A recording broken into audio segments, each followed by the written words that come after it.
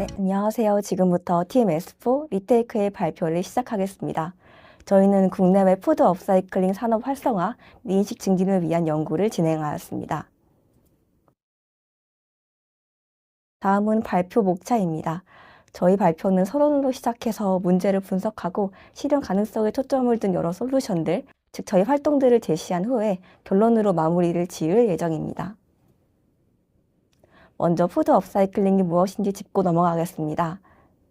푸드 업사이클링은 식품 생산 과정에서 발생한 부산물이나 상품 가치가 떨어진 식재료를 다시 가공하여 새로운 고부가 가치 제품을 만들어내는 것을 의미합니다. 전 세계적으로 생산되는 식품의 무려 3분의 1이 버려지고 있습니다. 또한 이러한 식품 폐기물을 처리하는 비용은 생각보다 어마어마합니다. 국내만 해도 매년 1조 원 이상의 지출이 식품 폐기물 처리에서 발생하고 있습니다.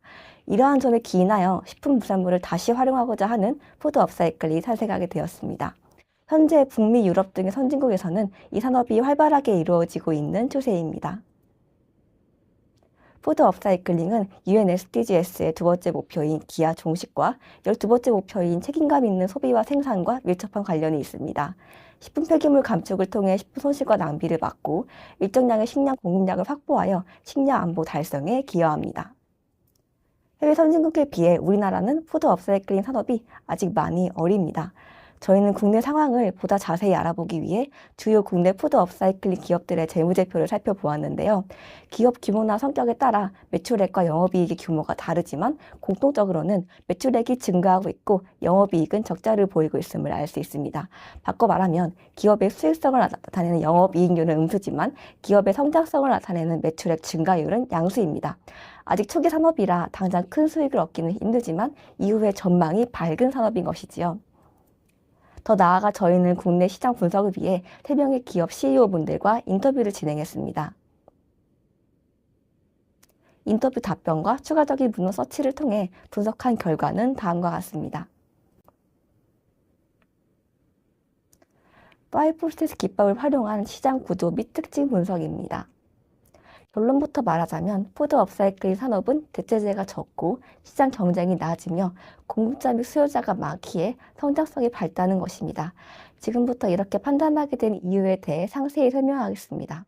먼저 오른쪽의 수요자부터 보시겠습니다. 이 산업의 수요자는 크게 두 가지로 나뉩니다. 일반 개인 그리고 식품 제조 기업입니다. 바꿔 말하면 이 산업은 B2C 영업과 B2B 영업이 모두 가능합니다. B2C의 경우에는 그 수요자가 가치 소비를 중요시하는 고객이 될 것이고 B2B의 경우는 업사이클링 원료를 공급받아 최종 제품을 제조하여 소비자에 유통하는 기업이 되겠지요. 따라서 수요자 교섭력이 높습니다. 다음으로 아래쪽의 공급자를 보시겠습니다.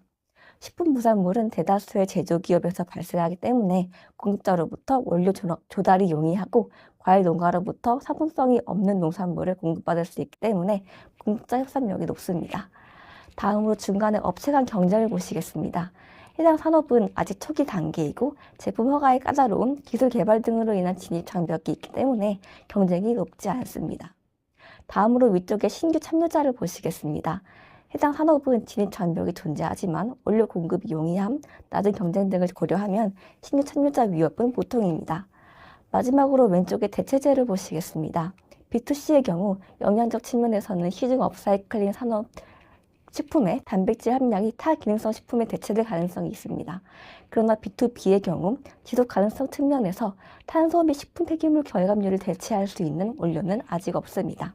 따라서 대체재 위협은 평균적으로 보통이라고 볼 수 있겠습니다. 최종 결론입니다.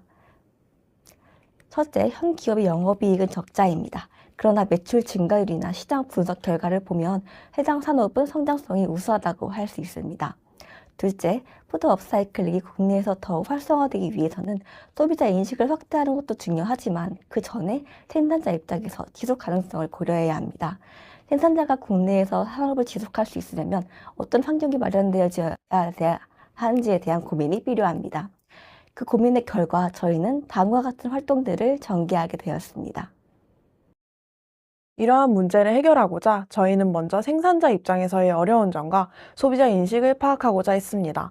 그래서 교내 워크스테이션 스트리트 부스에서 직접 업사이클링 사과잼을 제작해보고 판매해보았습니다. 저희는 못난이 사과를 사용해 사과즙을 낸 후에 남은 사과 부산물로 업사이클링 잼을 직접 제작해 보았는데요. 시중 잼과 자체 제작 업사이클링 잼을 비교하며 소비자 인식 조사를 위해 설문조사도 진행했습니다. 다음은 설문조사 결과입니다. 업사이클링에 대해 알고 있다고 답한 사람은 40%, 모른다고 답한 사람은 49%였습니다. 푸드 업사이클링 제품을 구매한 경험이 있다는 사람보다 없다는 사람의 비율이 약 95%로 꽤나 높았습니다. 또한 푸드 업사이클링의 필요성을 느끼는 사람은 약 93% 가까이 되었습니다. 이를 통해 전반적으로 소비자들은 푸드 업사이클링에 대한 인지도가 꽤나 낮음을 알 수 있었습니다. 다음은 저희가 자체 제작한 업사이클링 사과잼과 일반 시중잼을 비교한 설문 문항인데요. 저희 사과잼의 맛이 우수하거나 동일하다는 평가가 많았습니다. 저희는 국내와 해외의 푸드 업사이클링 산업을 비교하는 실마리를 얻고자 해외 탐방도 가보았습니다. 저희는 일본 카미카츠 제로 웨이스트 마을을 방문해 보았는데요. 이곳을 방문한 이유는 맥주 제조 과정에서 배출되는 부산물을 액체 비료로 전환하여 다시 보리를 재배하는 푸드 업사이클링 과정을 확인하기 위해서였습니다. 이 외에도 제로 웨이스트 센터를 방문하여 전반적인 쓰레기 문제 해결 인사이트를 얻고자 했습니다. 저희는 제로 웨이스트 센터 호텔 Y란 곳에서 직접 숙박해 보았는데요. 이곳에서는 모든 것이 재사용된 물품이며 호텔 또한 기존에 폐기된 자재로 만들어졌습니다. 호텔에 머물며 쓰레기를 배출하면 안 되었기에 퇴실 시 발생한 쓰레기를 제로 웨이스트 센터에서 직접 분리수거해 보았습니다. 센터 직원과 인터뷰를 통해 이곳에서 진행되는 제로 웨이스트 액션에 대해 구체적으로 알아보고자 했습니다. 이곳에서는 분리수거 품목 개수만 자그마치 45개나 되었는데요. 재활용률은 80% 가까이 된다고 합니다. 따라서 쓰레기 수거 차량도 없고 용기를 집에서 씻어서 분리수거하며 시민들이 적극적으로 제로 웨이스트 액션에 동참한다고 합니다. 이 모든 성과는 지자체의 노력이 뒷받침되었기에 가능한 일이었는데요. 지자체는 쓰레기 처리 방법을 고민하기보단 쓰레기를 어떻게 하면 재사용할 수 있을지에 대해 근본적인 물음을 던졌습니다. 그 결과로 분리수거 팻말에 쓰레기 처리 비용과 최종 훼손지를 적어놓았고 이를 통해 사람들의 경각심을 일깨워 쓰레기를 함부로 만들지 않고 의식하며 쇼핑할 수 있게 했습니다. 푸드 업사이클링과 관련된 활동으로 아까 말씀드린 릴라이스 과정인데요. 보리를 재배한 후 맥주를 양조하고 남은 보리 부산물을 액체 비료로 전환하게 됩니다. 부산물을 모두 활용하여 액체 비료로 전환하는 푸드 업사이클링을 통해 식품 원료가 낭비되지 않도록 했습니다. 즉, 자원 선순환을 이루었습니다. 또 다른 저희의 활동인데요. 저희는 국내 푸드 업사이클링 산업과 해외 산업을 비교 분석하는 보고서를 작성해 보았습니다. SNS 계정을 개설하고 카드뉴스를 배포하여 푸드 업사이클링에 대한 인지도를 높이기 위해 다방면으로 노력했습니다.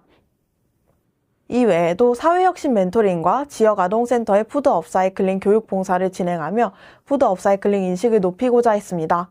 교내 고등교육혁신원의 업사이클링 기획 영상에도 출연하여 푸드 업사이클링에 대한 사회적 관심을 불러일으키고자 했습니다. 저희의 목표는 푸드 업사이클링에 대한 소비자 인식 증진 및 국내 푸드 업사이클링 산업 활성화를 통해 지속 가능한 식품 시스템을 이루는 것입니다. 저희 프로젝트의 기대 효과는 다음과 같습니다.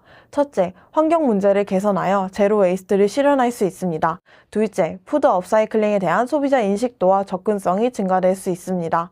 마지막으로 기업의 진입 장벽 완화를 통해 최종적으로 국내 푸드 업사이클링 산업 발달을 촉구할 수 있습니다. 앞으로 남은 과제로 정부는 민간 투자의 활성화 정책과 모태펀드를 활성화하여 국내 푸드 업사이클링 관련 스타트업을 육성해야 합니다. 일본 카미카츠초 제로 웨이스트 마을도 지자체의 지원과 지침이 있었기에 주민들의 동참을 이끌어낼 수 있었습니다. 또한 소비자 인식 개선을 위해서 식품 부산물에 대한 편견을 해소해야 하며 앞에 일본 카미카츠 마을처럼 제로 웨이스트에 대한 본질적인 고민이 필요합니다. 이상으로 리테이크 팀이었습니다. 감사합니다.